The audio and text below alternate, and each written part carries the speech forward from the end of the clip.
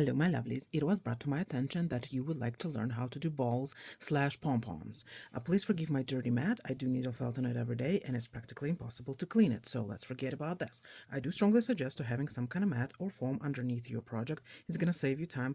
Before you start, if this is your first time needle felting, very important to know to put your needle in the wool the same angle as you're going to take it out. If you're going to put a needle in and change the angle, it's going to break your needle in your project.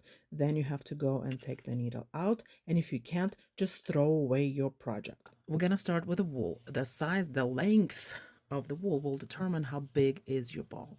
We're going to start with a small one, and then later I'm going to show you how to make it bigger.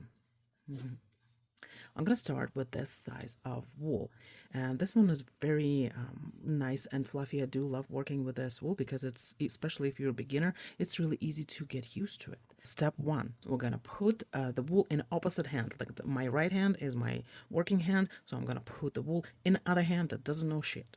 I'm going to fold in one corner. Then I'm gonna do basically origami with wool. I'm gonna fold one corner in here and one corner in here.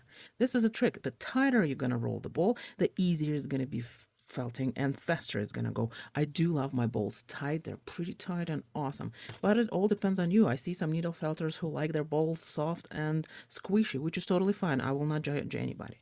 After we did this, we're gonna squeeze it and we're gonna pull it a little bit and fold it. Again, I like to take these corners and fold it in one more time. Hold it firmly. Fold it in. There's no corners here, so we're going to go one more time. At this point, it looks like an oval, not a circle. So what I'm going to do, I'm going to hold these sides, kind of rotate it, I don't know, 45, 90 degrees, and fold it in again. Basically, I'm trying to make it as close as a ball as I can. And if you can't, that's totally fine. Look at this. I'm going to hold it. I'm going to hold it firmly to my mat or sponge, whatever you have. Spread your fingers because you do not want to stab them. I promise you that. Take a needle. If you have one needle, I would probably suggest medium needle for this activity. Stab it a couple of times to secure the wool. Ta-dam, your hands are free. Now, Ola, this doesn't look like a ball at all, of course. Needle felting is like sculpting. So if you're a sculptor, you probably push down on the clay to make it go down. With needle felting, we're going to use our needle to do the same process, which will take longer. So I'm going to put this side down. I'm going to stab on the side that sticks out and stab it. Look at this. This side went down. Now, whatever happens here, we don't like it. We're going to stab it over here. You can do this whole project with one needle if that's what you have.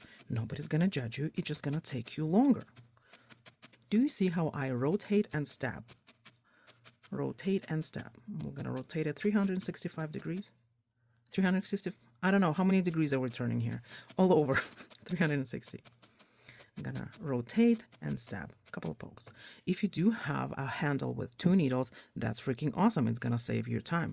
Let's try this. If you don't, continue with one needle. But wait, maybe you have a tool that has a lot of needles. I'm not even gonna count how many is here.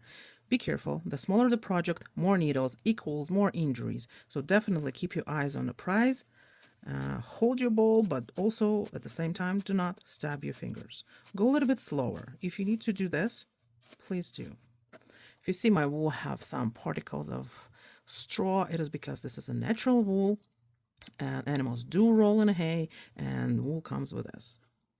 So we're going to stab it.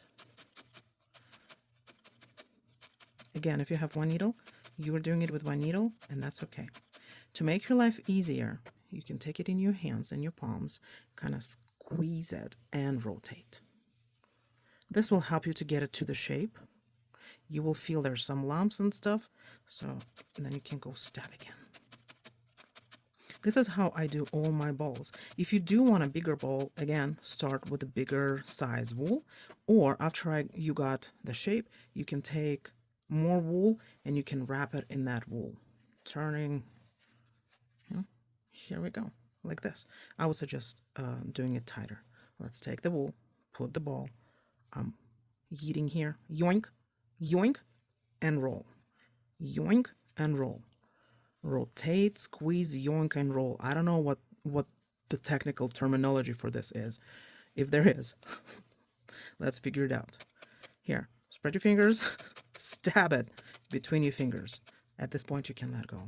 Again, it does not look like a ball. We need to start stabbing here. We need to stab over here, go all the way around. I'm gonna go with more needles just to save you some time.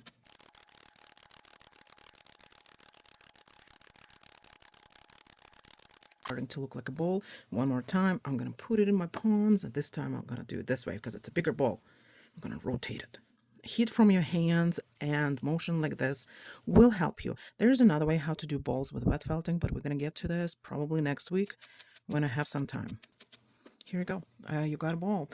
Thanks so much for watching. Hopefully you found it informative, and there will be a part 2 because this video already 5 minutes long. Have a wonderful day. Bye.